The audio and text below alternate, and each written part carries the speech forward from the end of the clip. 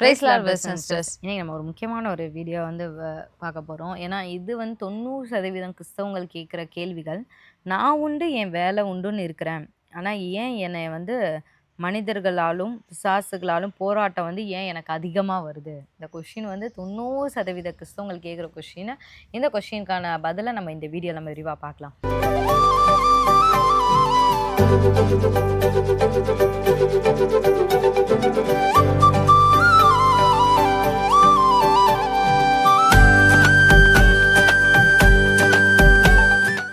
நம்ம இந்த ஆன்சர் பார்க்கறதுக்கு முன்னாடி ஒன்றே நாங்கள் சொல்ல ஆசைப்படுறோம். இப்போ நம்ம யூடியூப்பில் வந்து ஒரு புது ஆப்ஷன் வந்திருக்கு. என்னென்னா ஹைப்புன்னு ஒரு ஆப்ஷன் இருக்குது. நம்ம முன்னாடி லைக் பண்ணுங்கன்னு சொல்கிற மாதிரி இப்போ ஹைப் பண்ணுங்கன்னு சொல்ல வேண்டியதாக இருக்குது.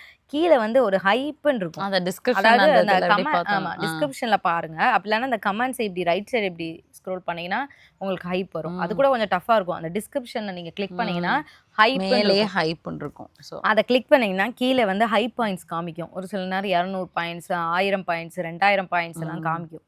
நீங்கள் வாரத்துக்கு 3 வீடியோ தான் ஹைப் பண்ண முடியும். அதனால் இந்த ஜாஸ்டமி சேனலை கொஞ்சம் எல்லாரும் நம்ம தூக்கி விடணும். அந்த ஹைப் பண்ணுங்க. கண்டிப்பாக அதை பார்க்குற எல்லாருமே நீங்கள் ஹைப் பண்ணும்போது, அதாவது என்ன அர்த்தம்னா நீங்கள் வந்து இது ரொம்ப பிடிக்குது அப்படின்னு சொல்லி சேனல் வந்து வீடியோஸை வந்து யூடியூப் வந்து நிறைய பேருக்கு காமிக்கும். ஏன்னா சத்தியம் வந்து இன்னுமே வந்து முன்னாடி இருந்ததை விட இப்போ ஜாஸ்மி சேனல் வந்து கொஞ்சம் டவுனில் தான் இருக்குது. ஸோ இன்னும் அநேகருக்கு இது வந்து தெரியறதுக்கு இது பிரயோஜனமாக இருக்கும். அதனால் நீங்கள் இந்த ஒரு உதவி பண்ணுவீங்க அப்படின்னு நாங்கள் விசுவாசிக்கிறோம். இப்போ நம்ம இந்த கொஸ்டினுக்குள்ளே போகலாம்.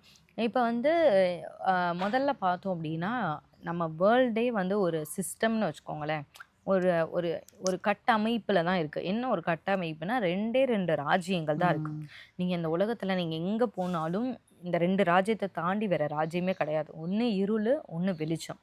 நீங்கள் வந்து சொல்லலாம், எனக்கு நான் அந்த அளவுக்கு நான் இயேசுட்டையும் நான் ரொம்ப ஸ்பிரிச்சுவலாலாம் வரல, அதே சமயம் நான் போய் எந்த ஒரு பிசாசையோ விக்கிரகத்தையும் நான் வணங்க போகிறதும் கிடையாது. அப்படிலாம் நீங்கள் இருக்கவே முடியாது. ஒன்றும் நீங்கள் ஸ்ட்ராங்காக இருந்தீங்கன்னா வெளிச்சத்தின் ராஜ்யத்துக்குள்ளே வருவீங்க. இல்லை ஆட்டோமேட்டிக்காக இருள் தான். அது நீங்கள் கிறிஸ்தவங்களாகவே இருந்தாலும் பரவாயில்ல. இதை தான் நாங்கள் ஆரம்பத்துலேருந்தே நாங்கள் சொல்லிகிட்டே இருக்கோம். நம்ம சேனலில் கிறிஸ்தவ பேர் வச்சுக்கிறனால நீங்கள் வெளிச்சத்தின் ராஜ்யத்தோடைய மெம்பர்னு சொல்லவே முடியாது.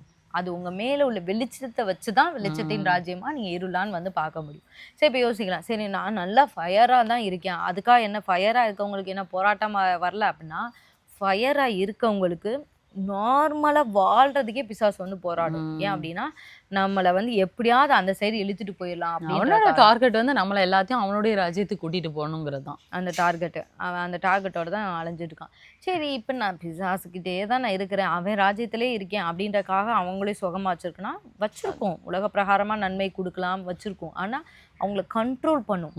அது என்ன சொல்லுதோ அதை தான் நீங்கள் வந்து கேட்கணும். சத்துரு சொல்கிறத தான் நீங்கள் பண்ணுற மாதிரி இருக்கும். அவங்க வந்து நீ பயமுறுத்தும், நீ வந்து எனக்கு அந்த பலி கொடுக்கல, இந்த பலி கொடுக்கலன்னா நான் உன்னை கொன்றுவேன், நான் உன்னை பாரு என்ன பண்ணுறேன்னு பாரு, உன் பிள்ளைகள் நான் வாழ விட மாட்டேன். அப்படி ஆண்டவர் ஒரு நாள் அப்படி சொன்னது கிடையாது. ஆண்டவர் வாசற்படியிலேருந்து நான் கதவு தட்டுறேன், நீ விருப்பம் இருந்தால் திறந்தேன்னா நான் உள்ளே வந்து சாப்பிடுவேன் அப்படின்னு தான் சொல்லியிருக்காரு. தவிர சத்துரு மாதிரி பயமுறுத்த மாட்டார். ஆனால் பிசாசுக்கிட்டே நீங்கள் போனாலும் அது அன்பாலாம் உங்கள்கிட்ட வந்து செயல்படாது. அது வந்து கண்ட்ரோல் பண்ணும், ரொம்ப வந்து இது பண்ணும், மிரட்டும், உருட்டும். நீ எனக்கு அவ்வளோ பணம் கொடுக்கணும், இவ்வளோ காணிக்கை கொடுக்கணும், அப்படி இப்படின்னு ரொம்ப உருட்டும். அந்த பயம் உறுத்ததே சத்துருடைய ஒரு குணம் தான். அது மாதிரி கடைசியில் வந்து அதுக்கு என்ன தேவைன்னா உங்களுடைய ஆத்மா தான் தேவை. அதை வந்து நரகத்துக்கு கொண்டு போகாமல் அது வந்து இருக்காது. ஏன் அப்படின்னா திடீர்னு என்னைக்கா இருந்தாலும் அவங்களும் மனம் திரும்பிடுவாங்கன்றது எங்கேயோ உனக்கு கேள்விப்பட்டாலும் அவங்களும் மனம் திரும்பிடலாம்ன்ற ஒரு பயமும் அவனுக்கு இருக்கும். அதனால தான் அவங்கள வந்து கண்ட்ரோல் பண்ணியே வைக்கிறான். ஏன் அவங்க ஆல்ரெடி இருள் ராஜ்யத்தில் தானே பிறக்காங்க, அவங்க வாடகை விற்கட்டும்னு விட மாட்டான். இன்றைக்கே ஒரு நாள்னாலும் அவங்க இங்கிட்டு வந்துட்டாங்கன்னா அவங்க ஆத்மா கடைசி எப்படி சொல்ல, அவங்க சாகும்போது அவங்க ஆத்மா அவன்கிட்டன்னு வர்ற வரைக்கும் அவன் வந்து நோட் பண்ணிக்கிட்டே தான் இருப்பான். அதனால் நீங்கள் வந்து தெரிஞ்சுக்கணும், நாம் வந்து நான் உண்டு என் வேலை உண்டு அப்படின்னு நம்ம இருக்கனால மட்டும் நமக்கு வந்து ஒரு போராட்டமே இல்லாத, நான் வந்து யாருக்குங்க நான் வந்து டிஸ்டர்பன்ஸ் கொடுக்குறேன், நான் வாட்டுக்கு இருக்கிறேன், நான் வாட்டு வாழ்கிறேன், நான் வாட்டு உழைக்கிறேன் அப்படின்னாலும் பிசாசுக்கு வந்து அந்த எமோஷன்ஸ்லாம் இருக்காது. நீங்கள் நல்லா புரிஞ்சுக்கணும், நம்ம ஹியூமன்ஸ்க்கு தான் எமோஷன்ஸ் இருக்குது. சரி என்னதான் இருந்தாலும் அவன் ஒரு பாவம்பா, நம்ம எதிரியாகவே இருந்தாலும் நம்ம கொஞ்சம் இறங்குவோம். சரி என்னமோ போ அப்படின்ற மாதிரி நம்ம ஒரு சில நேரம் நமக்கு ஒரு எமோஷன்ஸ், அதான் அந்த மனிதாபிமானம்னு சொல்லுவாங்க, அந்த மனிதாபிமானன்றது வரும். ஆனா பிசாசுக்கு அந்த மனிதாபிமானம்லாம் கிடையாது. அவனுக்கு எமோஷனே கிடையாது. அதனால ஒண்ணு அவனாவே வந்து டார்ச்சர் பண்ணுவான் நம்மள. இல்ல அப்படின்னா அவன் ஒரு மனுஷனுக்குள்ள புகுந்துட்டான் அப்படின்னா அந்த மனுஷர்களை வச்சு நம்மளை வந்து பயங்கரமா டார்கெட் பண்ணுவான். அவங்க அதுக்கடுத்து மனுஷனாவே இருக்க மாட்டாங்க. அவங்க ஃபுல்லி வந்து அந்த பிசாசுண்டி ஆளுகைக்கு போயிடுவாங்க. அவங்க என்ன பண்றாங்கன்னு அவங்களுக்கே தெரியாத அளவுக்கு வந்து மாறிடுவாங்க. ஸோ அப்படி இருக்கனால தான் நமக்கு நிறைய நேரம் நமக்கு வந்து பிரச்சனை வருது. ரெண்டாவது பார்த்தோம் அப்படின்னா இந்த கேள்வியும் வந்து நம்ம நிறைய நேரம் வந்து நம்ம ஆண்டோட்டையும் நம்ம கேட்கதான். நம்ம ஃபஸ்ட்டே நம்ம டைட்டிலாக பார்த்தோம், நான் உண்டு என் வேலை உண்டுன்னு இருக்கேன், எனக்கு ஏன்ப்பா இந்த பிரச்சனை, பிசாசு ஏன்ப்பா என்னை வந்து நோண்டான மாதிரி. ஏன் அப்படி அப்படின்னா வந்து ஏன் ஆண்டவர் வந்து அலோவ் பண்ணுறாரு, ஏன் ஆண்டவர் ஏன் அமைதியாக இருக்கார், ஆண்டவர் வந்து யுத்தம் பண்ண வேண்டியதானே, ஏன் அப்படி பண்ணுறாரு அப்படின்னா ஆண்டவர் ஒரு சில நேரம் நமக்கு நம்ம ஆண்டவர் யாருங்கிறத காண்பிக்கிறக்காகவே ஆண்டவர் வந்து ரொம்ப முக்கியமானது. ஏன்னா நம்ம வந்து நம்ம ஒரு சைட் ஆஃப் ஆண்டவரை வந்து ஏதோ ஒரு விதத்தில் வேணால் நம்ம அறிஞ்சிருப்போம். ஆனால் ஆண்டவருடைய எல்லா வகையான கோணத்திலும் ஆண்டவர் அறிஞ்சிருக்கவே நம்ம மாட்டோம். இப்பயும் நாங்களும் பார்த்தோம்னா ஏதோ ஒரு வகையில் அறிஞ்சிருப்போம். அந்த வகையில் நாங்கள் எக்ஸ்பர்ட்டாக இருப்போம். அந்த வகையில் யாராச்சும் ஒரு மக்கள் வந்து அதில் வந்து கஷ்டப்பட்டுட்டு வந்தாங்கன்னா எங்களுக்கு சொல்கிறதுக்கு ஈஸியாக இருக்கும். இப்போ உதாரணத்துக்கு நாங்கள் கடன்லேருந்து நாங்கள் மீண்டிருக்கோம்னு வச்சுக்கோங்களேன். நாங்கள் நிறைய வீடியோ கூட போட்டிருக்கோம், நான் எப்படிலாம் மீண்டோம் அப்படின்னு அந்த கடன்லேருந்து இப்போ கடனை பார்த்து வர்ற மக்கள்கிட்ட நான் எங்களால் சொல்ல முடியும், எப்பா நீ இப்படிலாம் பண்ணு, ஆண்டவர் கடன்லேருந்து விடுதலை தருவார்ப்பா, நீ இப்படி சோத்திரம் பண்ணி இப்படி துதி இப்படி பண்ணு, நாங்கள் இந்த வழியாக தான் இருந்து போனோம், ஆண்டவர் உண்மையாமே விடுதலை தந்துட்டான். ஏன் அப்படின்னா நாங்கள் கடன்லேருந்து விடுதலை கொடுக்க என்னுடைய தேவனால் முடியும் நாங்க அறிஞ்சுக்கிட்டோம். எங்க தேவனுக்கு அந்த வல்லமை இருக்கு அப்படிங்கறத நாங்க புரிஞ்சுக்கிட்டோம், நாங்க நம்பினோம், எங்களுக்கு ஆண்டவர் விடுதலை கொடுத்தாரு. சோ நம்ம அதை இன்னொருத்தவங்கிட்ட சொல்றோம். இந்த கான்செப்ட் தான் எல்லா பிரச்சனைக்குமே. இப்ப பிசாசு உங்ககிட்ட ஒரு உதாரணத்துக்கு ஒரு விஷயத்துல போராடுறான் அப்படின்னா, உங்க பிள்ளைங்க லைஃப்ல போராடுறான் அப்படின்னா, நீங்க வந்து ஆண்டர்கிட்ட உட்காந்து ஆண்டவர் ஏன் எனக்காச்சும் சண்டை மாட்டாரா அப்படிங்கிறத விட்டுட்டு, ஓகே இந்த மாதிரி எத்தனையோ பேர் இருக்காங்க, அவங்களுக்கு நான் இந்த சொல்யூஷன் நான் சொல்லணும், ஓகே இப்பெல்லாம் நான் அவங்கள திடப்படுத்தணும், ஆனா ஃபர்ஸ்ட் நான் ஆண்டவருக்கு வந்து விடுதலை கொடுக்க முடியுங்கிறத நான் நம்புறேன், அவருடைய அந்த எப்படி சொல்ல அவருடைய வல்லமையை நான் உணரணும். இந்த விஷயத்துல ஒவ்வொரு விஷயத்துக்குமே நம்ம அவருடைய வல்லமையை நம்ம பிரத்யேகமா உணரணும். அப்படின்னா தான் நம்மளால பிலீவ் பண்ண முடியும். நம்மளுடைய மனிதர்கள் எப்பயுமே ஆண்டர் எப்பயுமே மிராக்கல் பண்ணிக்கிட்டே இருந்தாலும் அடுத்த ஒரு பிரச்சனை வரும்போது இது ஆண்டரால பண்ண முடியுமா, பண்ண முடியாதா, இதெல்லாம் ஆண்டர் எப்படி பண்ணுவார் அப்படிங்கிற ஒரு கேள்வி வந்து எல்லாருக்குமே வரும். ஸோ ஒவ்வொரு டைம் நமக்கு வரும்போதும் ஆண்டவர் வந்து அவருடைய வல்லமையை நம்ம உணர்ந்து என்னுடைய தேவனால் இதை செய்ய முடியும் நம்ம உணரணும்.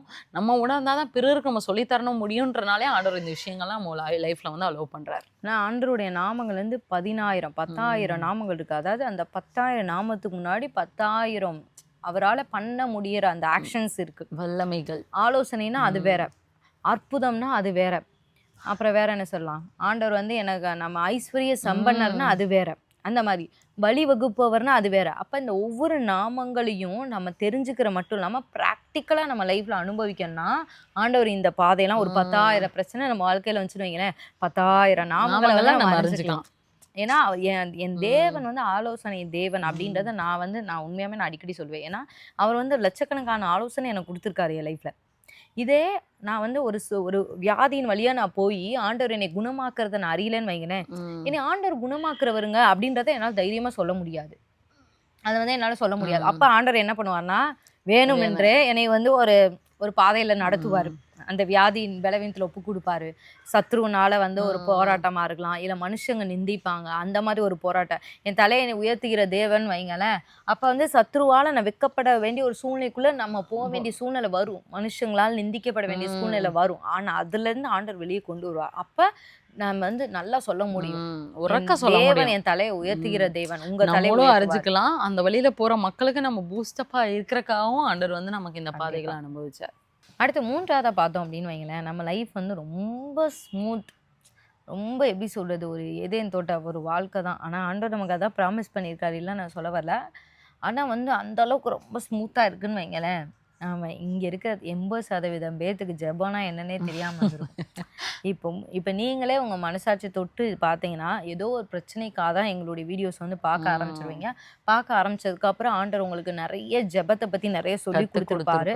அதை வச்சு ஆண்டவர் ஒரு மோட்டிவேஷன் கொடுத்து நீங்கள் நிறைய ஜெபிச்சிருப்பீங்க. கடந்த 5 வருடங்கள் நம்ம முதல்ல ஃபாலோ பண்ணவங்களுக்கு, இல்லை 2 வருஷம் ஃபாலோ பண்ணவங்களுக்கு, 3 வருஷம் ஃபாலோ பண்ணவங்களுக்கு, அதுக்கப்புறம் நீங்கள் திரும்பி பார்த்தீங்கன்னா உங்கள் லைஃப்லே நீங்கள் உங்கள் 30 வயசு 40 வயசு 50 வயசுனா இப்போ பிரச்சனை எப்போ அதிகமாச்சோ அப்போ தான் உங்கள் ஜெப வாழ்க்கையுமே அதிகரிச்சிருக்கும்.